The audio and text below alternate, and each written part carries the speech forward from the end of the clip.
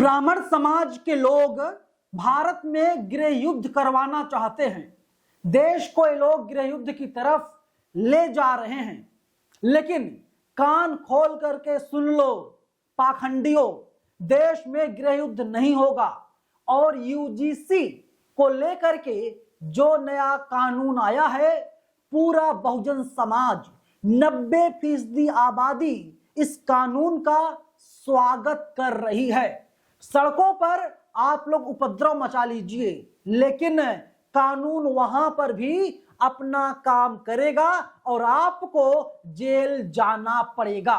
जब समानता की बात आई, बराबरी की बात आई, तो आपके पेट में दर्द क्यों हो रहा है? बताओ मनुवादियों, बताओ जातंकवादियों, बताओ ब्राह्मणवादियों, पेट में तुम्हारे जलन क्यों हो रहा है? और अब जो तमाम बुद्धिजीवी लोग हैं, वे लोग मैदान में आ गए हैं। सबसे पहले छोटा सा वीडियो देखिए किस तरीके से प्राइम मिनिस्टर नरेंद्र मोदी का पुतला बना करके उनको मारा पीटा जा रहा है।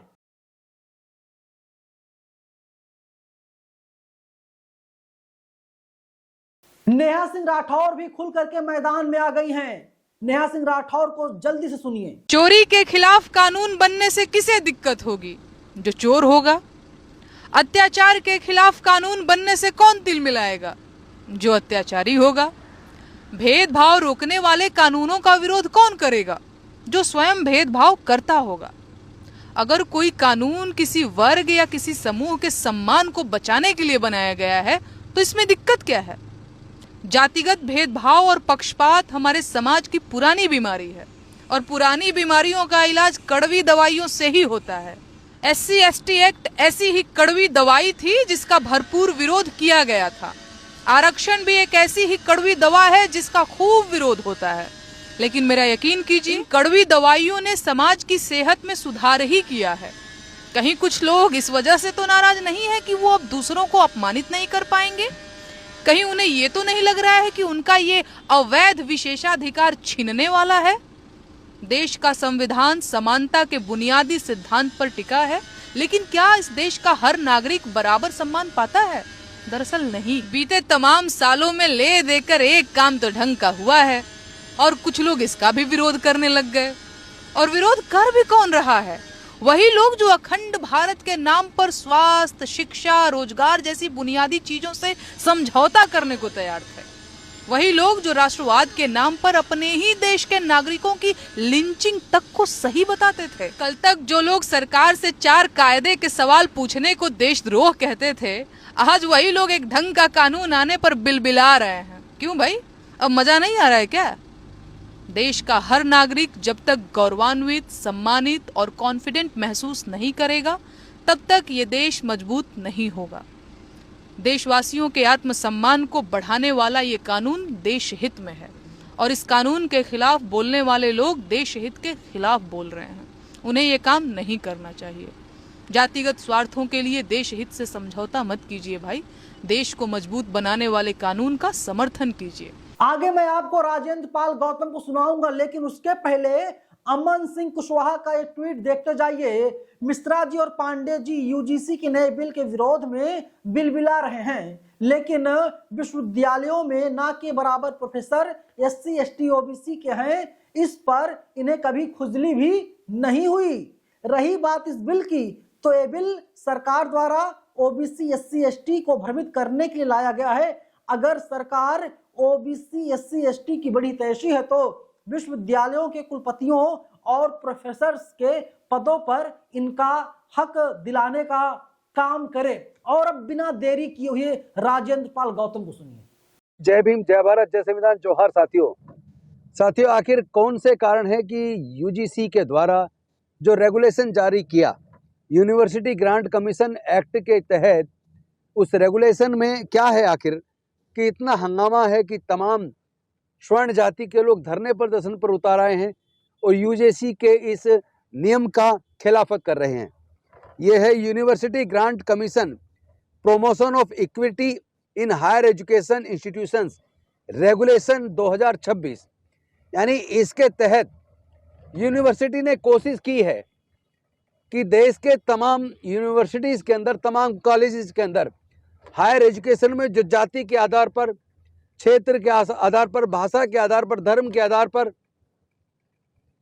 सेक्स के आधार पर जिस तरह पक्षपात होता है या छात्रों का उत्पीड़न होता है या अध्ययन कराने वाले प्रोफेसर्स उनका भी अगर उत्पीड़न होता है या जो लोग रिसर्चर्स हैं उनका भी अगर किसी प्रकार से जाति आधार पर, चाहे एससी हो, चाहे एसटी हो, चाहे ओबीसी हो, उस आधार पर जब पक्षपात होता है तो उसके खिलाफ एक रेगुलेशन यूनिवर्सिटी ग्रांट कमीशन लेकर आई और उसके तहत तुरंत कार्रवाई, जांच और ऐसे लोगों के खिलाफ सख्त से सख्त कार्रवाई का प्रोविजन उसमें रखा गया। तो आखिर क्यों स्वर्ण जाति के लोग इसका विरोध कर रहे हैं? कहीं ऐसा तो नहीं है कि तमाम यूनिवर्सिटीज के अंदर, उच्च शिक्षा के अंदर जानबूझकर जाति की वजह से स्वर्ण जाति के प्रोफेसर्स या छात्र यूनिवर्सिटीज के अंदर जाति की वजह से उत्पीड़न करते हैं? तो ऐसे उत्पीड़न को रोकने की जो जरूरत थी, जो कोर्ट के अंदर भी अलग अलग समय पर आवाज उठी, क्यों यूनिवर्सिटीज के अंदर सुसाइड के केसेस बढ़ रहे हैं? क्यों लगातार उत्पीड़न की वजह से यूनिवर्सिटीज की बदनामी हो रही है और देश की बदनामी हो रही है? उसको रोकने के लिए सर्वोच्च न्यायालय ने भी डायरेक्शन दी थी और यूनिवर्सिटी ग्रांट कमीशन ने यूनिवर्सिटी ग्रांट कमीशन एक्ट के तहत रूल्स में अमेंडमेंट करके एक आदेश पारित किया, जिस आदेश के तहत एससी, एसटी, ओबीसी के ऊपर होने वाले किसी भी भेदभाव, पक्षपात और उत्पीड़न के खिलाफ जांच करके दोषियों को सजा देने का प्रोविजन किया। तो उसके खिलाफ तमाम स्वर्ण जाति के लोग रोड पर उतर आए, यूनिवर्सिटी ग्रांट कमीशन का विरोध कर रहे हैं, सरकार का विरोध कर रहे हैं। ऐसे में मैं उम्मीद करता हूं कि वो अपना विरोध वापस लेंगे और तमाम एससी, एसटी, ओबीसी के लोगों से भी मेरा निवेदन है वो एकजुट होकर इस रेगुलेशन का जो यूजीसी ने जारी की है 2026 में अभी, उसका समर्थन करेंगे। ये किसी के खिलाफ कार्रवाई करने के लिए नहीं है, ये निष्पक्ष रूप से जाति आधार पर उत्पीड़न करने वाले लोगों को सजा देने के लिए, यानी उत्पीड़न की घटनाओं को रोकने के लिए। तो इसमें स्वर्णों को विरोध नहीं करना चाहिए, क्योंकि इसमें कोई किसी बेकसूर को सजा होने वाली नहीं है। इसमें जो दंड का प्रावधान है वो जुर्म के आधार पर है, उत्पीड़न करने के आधार पर है।